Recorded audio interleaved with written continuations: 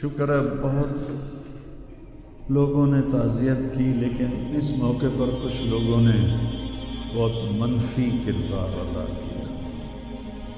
میں ایک جوان بیٹے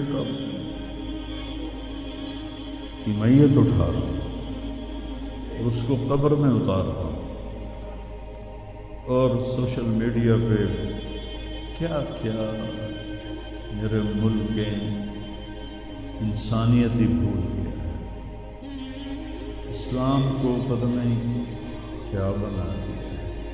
اسلام تو آتا ہے جب نبی کی زندگی سامنے ہوتی ہے، تو کوئی خوابوں پہ تبصرے کر رہا ہے، کوئی میرے اوپر تنقید کر رہا ہے، کوئی میرے بیٹے کو کہہ رہا ہے مولوی کے بیٹے نے خودکشی کر لی، تو بتاؤ میرے اوپر کیا گزری ہوگی۔ حضرت عمر ابن ابسہ سے پوچھا، یا رسول اللہ، سب سے اعلیٰ درجے کا اسلام کیا ہے؟ ایک گل غور نال سنیں، سب سے اعلیٰ درجے کا اسلام کیا ہے؟ آپ نے فرمایا، من سلم المسلمون من لسانہ و یدہ، جو کسی کو اپنی زبان اور ہاتھ سے تکلیف نہ پہنچائے وہ سب سے اعلیٰ درجے کا مسلمان۔ اب یہاں حال یہ ہے کہ دنیا داروں، دینداروں، علماء ہوں، ان کی زبانوں سے الفاظ نہیں نکلتے، ان کی زبانوں سے آگ نکلتی، ان کی زبانیں آگ برساتی۔ جب زبان آگ برسائے گی تو دل نفرت سے بھرا ہو، لیکن میں نے کہا یا اللہ، میں نے تجھ سے وعدہ کیا تھا کہ میں اپنی وجہ سے کبھی کسی سے نفرت نہیں کروں گا، کسی سے بغض نہیں رکھوں گا، کسی سے قطع تعلق نہیں کروں گا۔ آج مجھے یہ وعدہ پورا کرنے میں زور لگانا پڑ رہا ہے۔ ایک طرف مجھے اپنے بیٹے کی لاش نظر آتی ہے، ایک طرف ان نادانوں کے تبصرے نظر آتے ہیں۔ میں کسی کا نام نہیں لیتا، بھرا پڑا سوشل میڈیا، اور اتنی جھوٹی خبریں، اتنی جھوٹی خبریں، اتنی جھوٹ۔ زخم پہ مرہم لگاتے ہیں یا نمک چھڑکتے ہیں، اور وہ اسلام سمجھ کے کرتے۔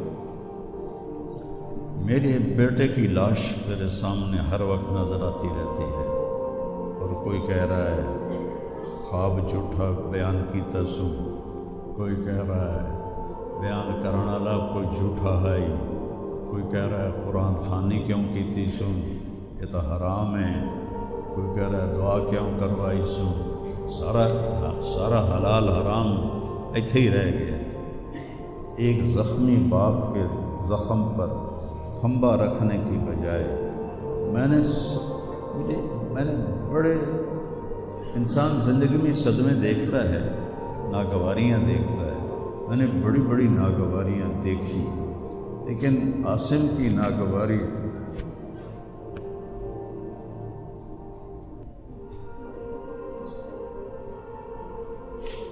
عاصم لا انساک ما ذر شارق وما ناہ عمر الحمام المطوقہ، عاصم قلبی کل یوم ولیلۃ الیک بما تخفی النفوس معلقہ۔ یہ حضرت عبداللہ بن ابو بکر کے اشعار ہیں جو میں نے تھوڑی تبدیلی کے ساتھ آپ کو ذکر کیے ہیں کہ اے عاصم، جب تک سورج چمکتا رہے گا تیری یاد میرے اندر تازہ ہوتی رہے گی، میں تمہیں کبھی بھلا نہ پاؤں گا۔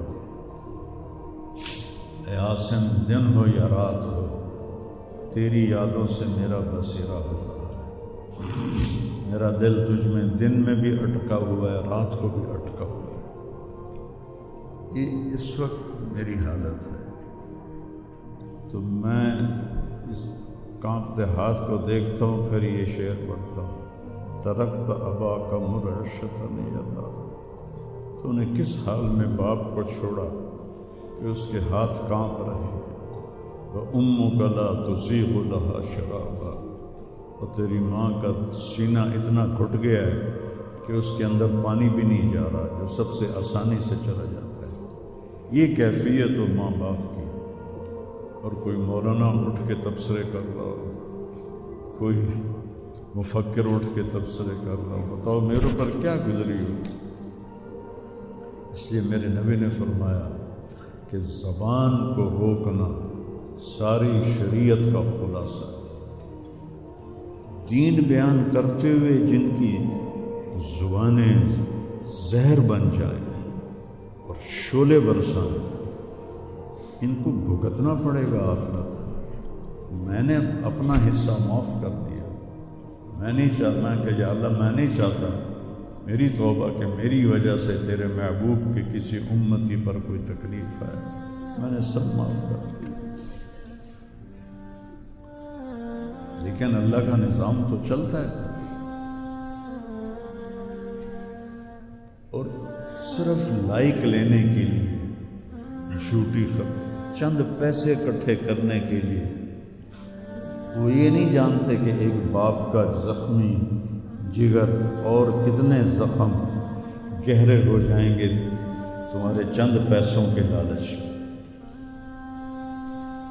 اور کرنے کو کوئی باتیں ہیں نہیں، اور جو اس قسم کی واہیات بولتا ہے اس کو لوگ سنتے بہت، کوئی مثبت بات کرتا ہے تو اس کو سنتا کوئی نہیں۔ میں نے اپنا دکھ آپ کے ساتھ شیئر کیا ہے، اور آپ کو نصیحت کرتا ہوں اپنی زبان کی حفاظت کریں۔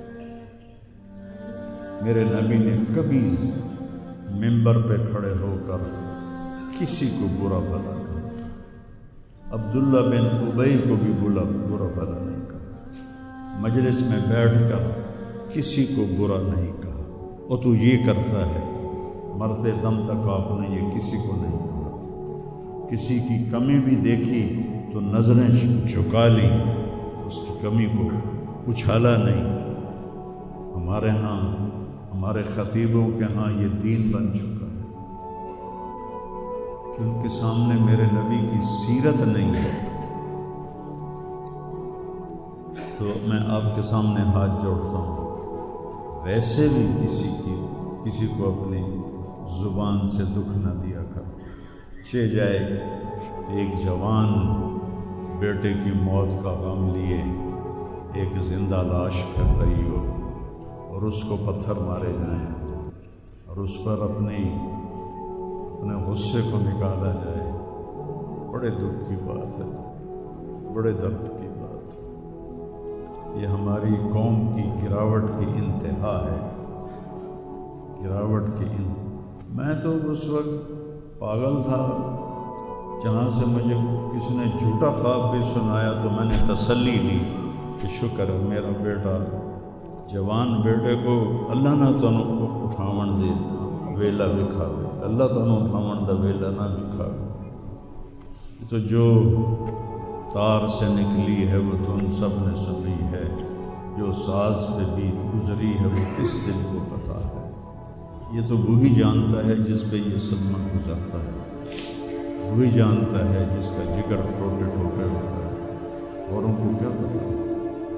اولاد، جوان اولاد کو، میرا بچہ یہ اتنا نیک تھا، کبھی غیبت نہیں کرتا، کبھی غیبت نہیں کرتا، کسی سے نفرت نہیں کرتا، کسی کی غیبت کرنے نہیں دیتا تھا، کسی کی برائی کرنے نہیں دیتا تھا۔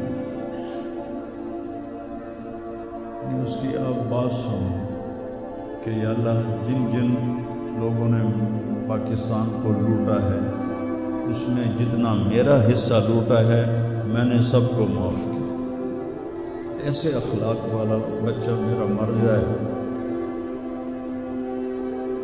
اور مجھ پر تان و طنز ہو رہا ہو، قرآن خوانی کیوں کرائی، کفر کر دیتا ہے، اسلام ہی چوں نکل گیا۔ یہ دیوبندی بریلویوں نے آپس میں لڑ کے پوری امت کا بھولیا بگاڑ کے رکھا۔ خطیبوں نے، صحیح علماء کی بات نہیں کر، خطیب چاہے دیوبندی کے ہوں، چاہے اہل حدیثوں کے ہوں، چاہے وہ بریلوی کے ہوں، چاہے وہ شیعوں کے ہوں، سوائے نفرت کی آگ بھڑکانے کے ان کے پاس اور کوئی موضوع کوئی نہیں۔ آج میں گیا ہوں اپنے صبح بہت میرا سر بھاری تھا تو میں سیر کے لیے فجر کے بعد نکلا، اپنے مین فارم پر پہنچا تو وہاں نوکر کھڑے تھے۔ ہمارا ایک نوکر ہے شبیر، اس کا نام ہے، تو وہ میں نے ایسے ہاتھ بڑھایا ملنے کے لیے، کب میاں صاحب اصل میاں طرح ساڈے نال ملو میں کہ وہ کیوں ملتا ہے؟ ہمارے یہاں زمینداروں میں نوکر اور زمینداروں کا آپس میں بڑا فاصلہ ہوتا ہے، تو جب ہمیں ملتے ہیں تو یوں جھک کے ملتے ہیں یا گوڈے پکڑتے ہیں اور اپنے آپ کو پیچھے ہٹا کے کھڑے ہوتے ہیں۔ تو شبو نے کہا جی ہم میاں صاحب سے ملتے تھے ایسے ہی جی میں ساڑھے نال ملتے ہیں۔ تو وہ کہتے یار تم لوگوں کو تو ملنے کا طریقہ ہی نہیں آتا، ہاتھ کھولو۔ ان کے ہاتھ کھلوا کے ان کو جپھا ڈالتا تھا اور ان کے کپڑوں پہ مٹی لگی ہوتی تھی۔ ایسا میرا بیٹا گیا۔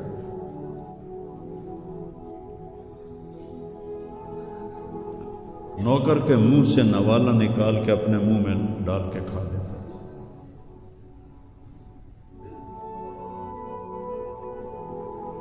کبھی اس کی جیب میں پیسے نہیں ہوتے تھے، جو بھی دیتے وہ ادھر دے دیا، ادھر دے دیا، ادھر دے دیا، ادھر دے دیا۔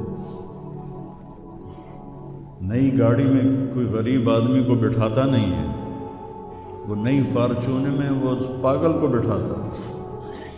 یہ بھی مذاق بنا دیا ہائے ہائے،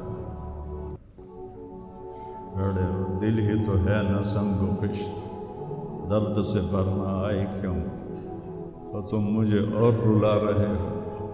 اس کو بھی مذاق بنا دیا۔ ابھی بھی زندہ ہمارے گاؤں میں جائیں ویکھنے جا کے ویکھ لو۔